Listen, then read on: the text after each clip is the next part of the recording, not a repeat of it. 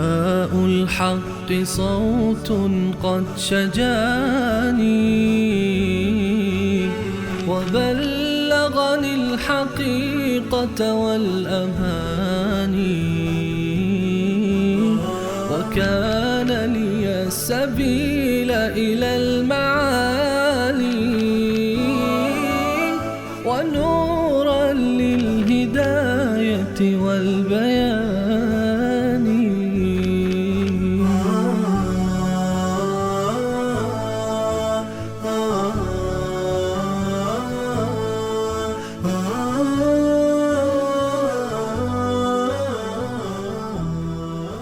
بسم الله الرحمن الرحیم. الحمد لله رب العالمین والصلاة والسلام على سید الانبیاء والمرسلین حبیبنا محمد و علی آله و صحبه اجمعین. برادران و خواهران عزیز و گرامی، در خدمت شما عزیزان هستیم با موضوع خواستن غیر الله سبحانه و تعالی. گفتیم که الله سبحانه و تعالی در قرآن کریم در سوره فاطر آیه 13 می‌فرماید که والذین تدعون من دونه ما یملکون من قطمیر ان تدعوهم لا يسمعوا دعاءكم ولو سمعوا ما استجابوا لكم و یوم القیامة یکفرون بشرککم. کسانی را که شما غیر از الله سبحانه و تعالی می‌خوانید مالک پوست نازک هسته خرما هم نیستند.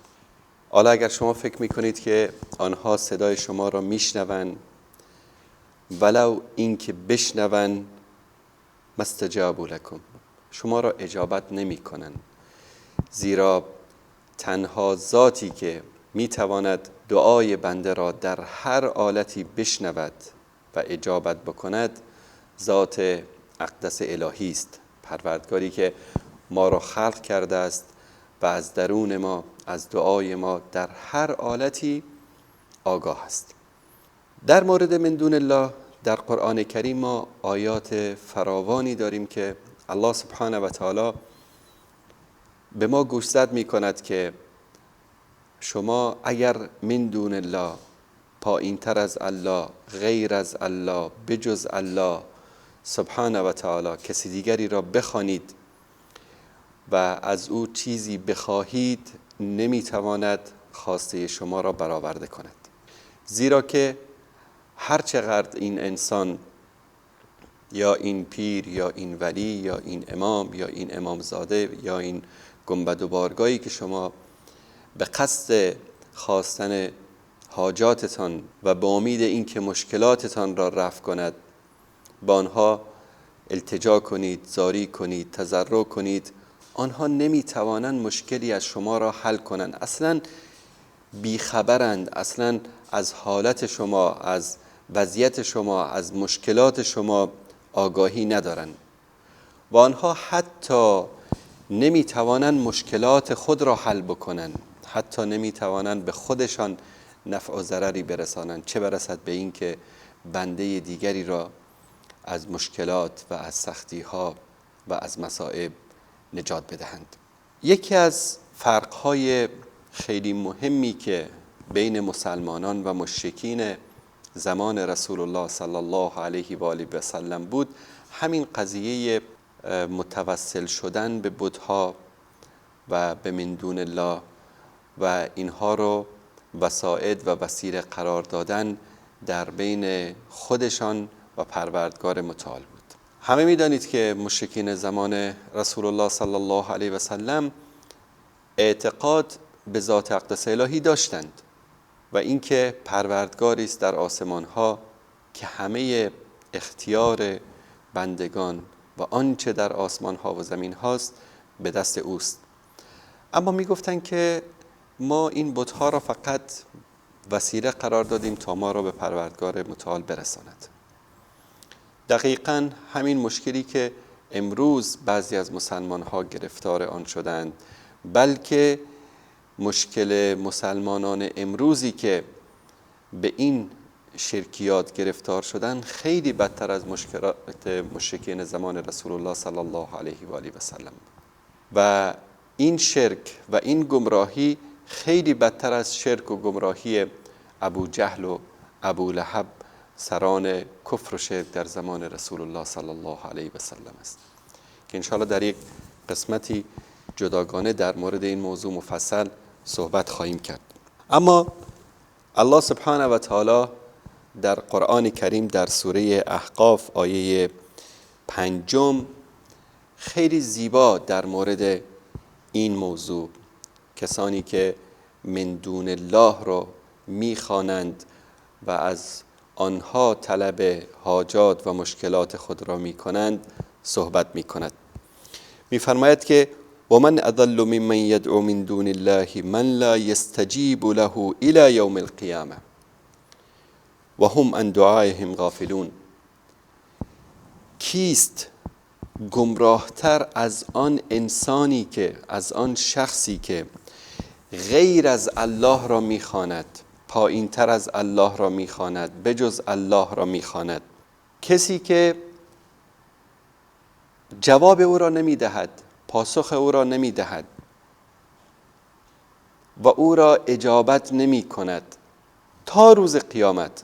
یعنی شما از امروز تا روز قیامت اگر به قبری بروید، به زیارتی بروید، در نزد مرده‌ای بروید و تا روز قیامت از او بخواهید که مشکلاتتان را حل کند، که به داد شما برسد، که به شما رزق و روزی و فرزند بدهد، این کسی که شما او را صدا می کنید چون من دون الله هست، تا روز قیامت هم پاسخ شما را نمی دهد. در آیه خیلی زیبا می فرماید که لا یستجیب له الی یوم القیامه، تا روز قیامت هم پاسخ نمی دهد.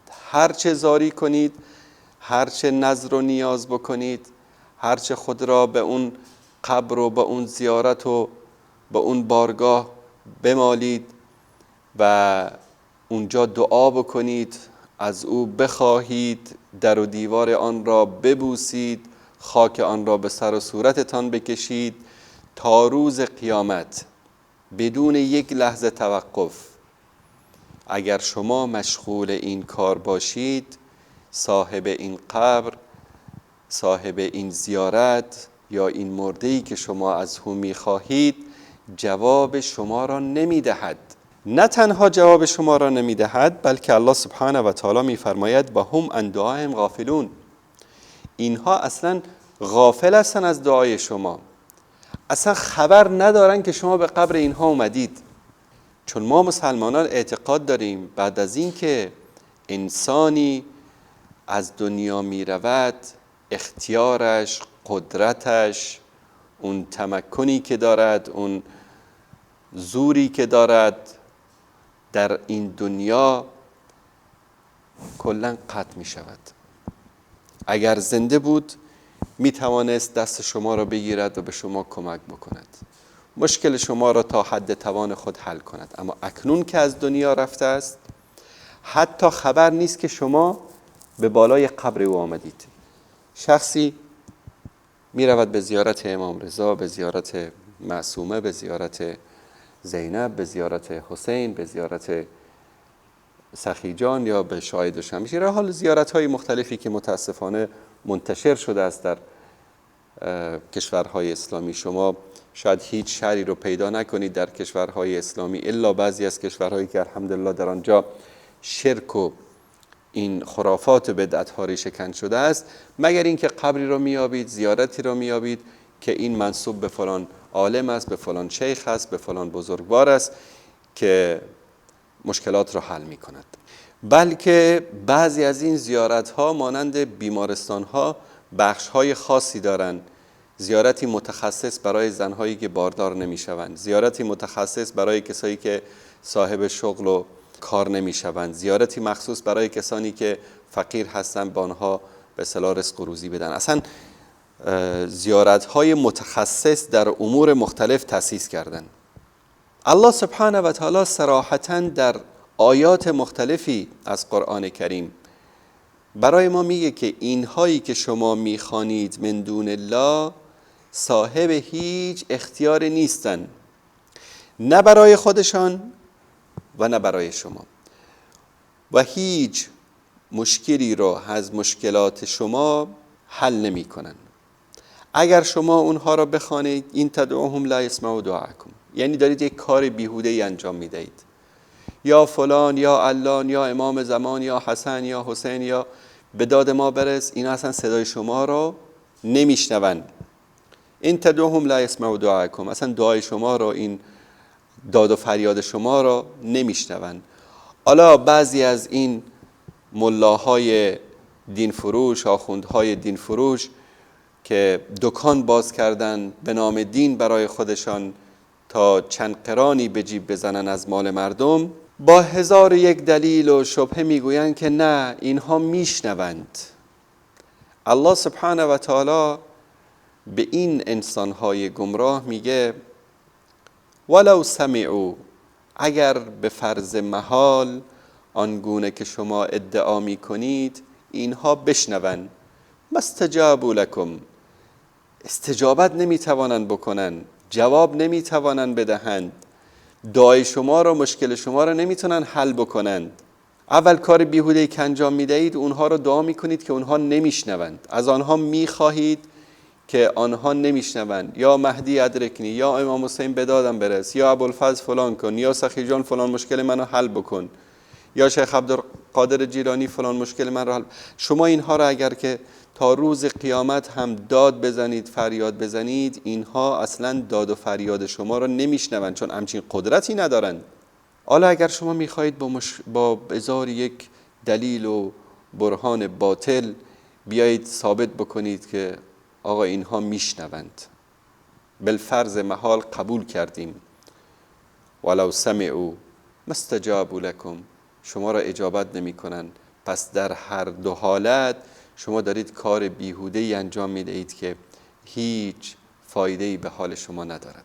اصلا یک نکته رو باید اینجا خیلی واضح خدمت شما عزیزان بیان بکنم که وقتی که در قرآن کریم من دون الله گفته میشه، منظور همه موجودات، انسانها، حتی بزرگترین سیارات و ستارگانی که در کهکشانها وجود دارد، همه دنیا، موافیها، همه آسمانها، همه موجودات، از بزرگترین موجود تا کوچکترین ریگی که در بیابان افتاده و همه آن موجودات ریز و درشتی که الله سبحانه و تعالی خلق کرده، همه اینها من دون الله هستند.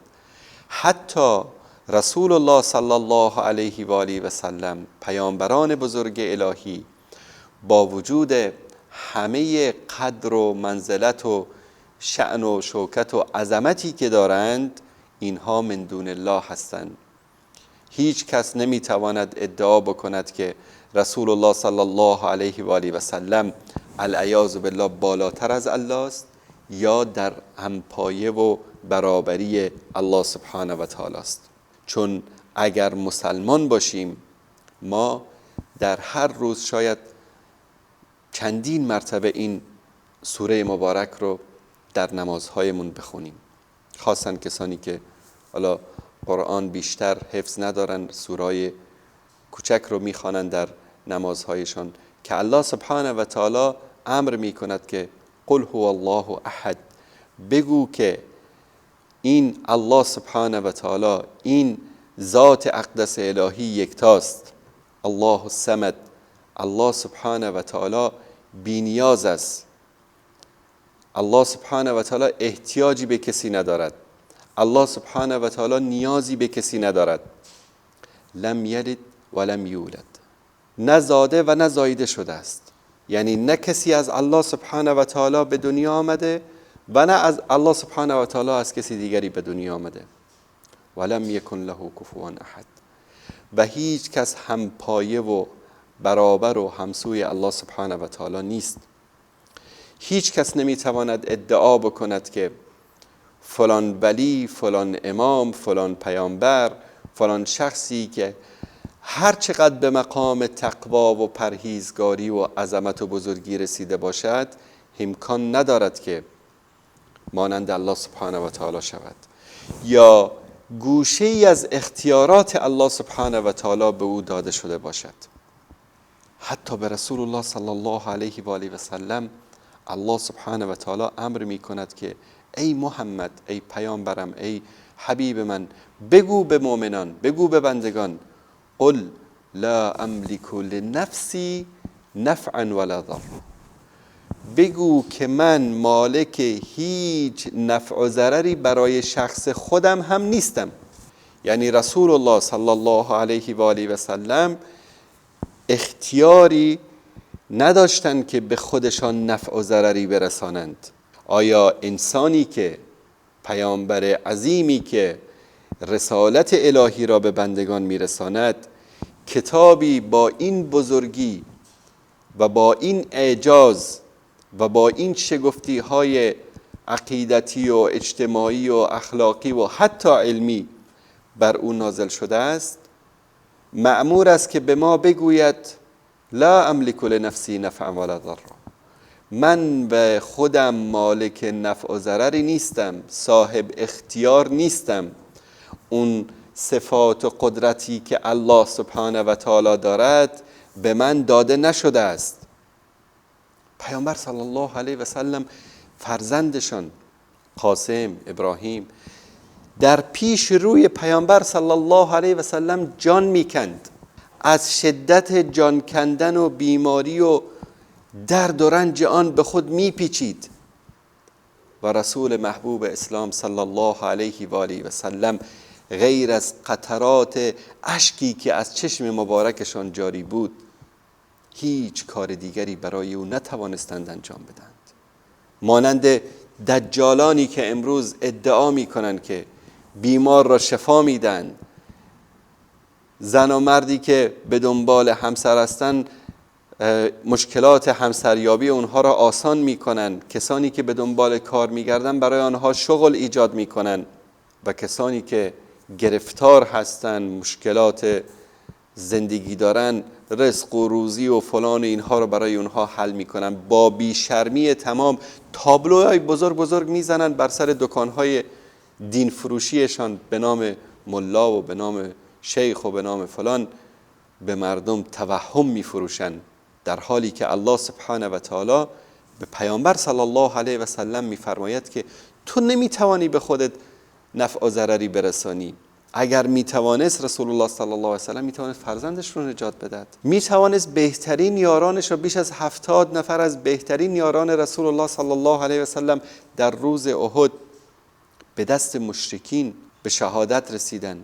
نه تنها به شهادت رسیدن بلکه بدنهای مبارک آنها را مسله کردن، یعنی گوش و بینی اونها رو بریدن، اندام اونها رو بریدن، یعنی جنایاتی انجام دادن که تصورش هم برای انسان مشکل است. اما رسول الله صلی الله علیه و سلم نتوانستن برای آنها کاری بکنن. صحابه در مدینه منوره بعد از اینکه هجرت کردن در سخت‌ترین شرایط زندگی می‌کردند. صحابی روایت میکنه که شبی چنان گرسنه شدم که از خانه زدم بیرون، گفتم شاید یه چیزی پیدا بکنم، اما غذایی برای خوردن پیدا نمی‌کردن. در غزوه تبوک آذوقه کافی نداشت لشکر اسلام که بتوانند 3 وعده غذا بخورن. حتی برای 1 وعده غذا هم نداشتن چیزی که بخورن. صحابه روایت میکنن که 1 دانه خرما رو در دهان خود میگذاشتیم و اینو خیس میکردیم، فقط آب این رو قورت میدادیم تا 1 رمقی برای ما بماند تا بتوانیم این سفر طولانی رو با پای پیاده بپیماییم. اینایی که امروز ادعا میکنن که رزق و روزی میتوانن بدهن برای مردم، رسول الله صلی الله علیه و سلم برای اصحابشون نتوانستند، این اختیار رو نداشتن که از آسمان غذاهای گوناگون برای اینها طلب بکنن، سفره‌های بزرگ پهن بکنن. اگر میکردن از الله سبحانه و تعالی میخواستن، مانند موسی علیه السلام وقتی از الله متعال خواست من و سلوا آمد برای بنی اسرائیل. اما پیامبر صلی الله علیه و سلم خودشون این اختیار رو نداشتن که این چیز رو آماده بکنن برای کسی، برای صحابه مشکلات اونها رو حل بکنن، مگر اینکه الله سبحانه و تعالی بخواهد. و الله سبحانه و تعالی به کسی این وعده را نداده است که من تو را صاحب اختیار قرار دادم که به بندگانم رزق و روزی بدهی، من تو را صاحب اختیار قرار دادم که مشکلات بندگانم را حل بکنی. رسول الله صلی الله علیه و سلم که در این موضوع و در این عقیده که ایشان اشرف مخلوقات هستند، هیچ مخلوقی از آدم تا روز قیامت و از وقتی که الله سبحانه و تعالی این آسمان ها و زمین ها را آفریده و تا وقتی که همه اینها در روز قیامت نابود می شود، هیچ مخلوقی برتر از محمد مصطفی صلی الله علیه و سلم نیست. اما ایشان اختیاری از اختیارات الله سبحانه و تعالی را نداشتند، حق تصرفی در امور بشر را نداشتند مگر آن چیزی که الله سبحانه و تعالی بخواهد. و هیچ وقت الله سبحانه و تعالی اون اختیاراتی را که مختص ذات اقدس او است به هیچ بشری نداده است، حتی به رسول الله صلی الله علیه و سلم. ما می‌بینیم متاسفانه امروز انسان‌های ادعا می‌کنند که این اختیارات را دارند. اصلا همه اختیارات الله سبحانه و تعالی را به بعضی از انسان‌ها دادند. اگر امام نباشد زمین و آسمان به هم می‌خورد، اگر فلان ولی نباشد نمیدانم فلان مشکلات در زمین و آسمان ها ایجاد می شود. حتی بعضی از اینها به حدی رسیدن که الله سبحانه و تعالی را العیاذ بالله بازنشست کردن و اختیارات الله سبحانه و تعالی را به کسانی دادن که خودشون برای خودشون نتوانستن کاری بکنن. به امامی اختیارات الله سبحانه و تعالی را دادن که خودش نمیدوانست در این غذایی که بهش دادن زهر است، اون زهر رو میخوره و میمیره. پس برادران و خواهران عزیز و گرامی، الله سبحانه و تعالی میخواهد که شما به او رجوع بکنید، از او بخواهید. میگوید ادعونی استجب لکم، مرا بخوانید تا شما را اجابت بکنم. و همیشه در آیات مختلف در جاجای قرآن کریم به ما امر کرده است که غیر از الله سبحانه و تعالی کسی دیگری را نخوانیم و غیر از الله سبحانه و تعالی به سوی کسی دیگری نرویم تا راهیاب شویم، تا الله سبحانه و تعالی به خاطر این عقیده ناب و به خاطر توحید و یکتاپرستی ما را وارد جنتی کند که این جنت نمیتوان انسان آن را وصف کرد. نه گوشی از زیبایی ها و امکاناتی که الله سبحانه و تعالی در آنجا آماده کرده است شنیده است و نه چشمی آن را دیده است. الله سبحانه و تعالی به همه ما و شما عزیزان توفیق دهد تا بندگان موحد و یکتاپرست الله سبحانه و تعالی باشیم. و صلی الله علی سیدنا و حبیبنا محمد و علی آله و صحبه اجمعین. و السلام علیکم و رحمت الله و برکاته.